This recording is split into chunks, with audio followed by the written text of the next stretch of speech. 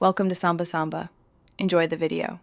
In this video, I will show how to change Ford F150 Emblem. Start by lifting the hood and locating the emblem on the grille or tailgate, then inspect how it is attached. Use a plastic trim tool to gently pry off plastic clips and a 10 mm socket for bolts if present.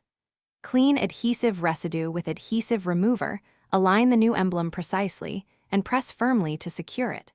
Take your time for a neat result. First, protect the surrounding paint with painter's tape to avoid chips. Heat the emblem with a hair dryer or heat gun on low to soften adhesive. Slide fishing line or dental floss behind the emblem and saw in a gentle motion to separate it from the surface.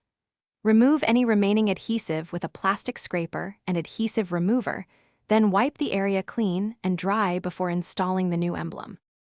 Position the new emblem on the mounting points or alignment marks to ensure it sits straight. If the emblem uses clips, press each clip until you hear a click. If bolts are used, torque them snugly with the correct socket.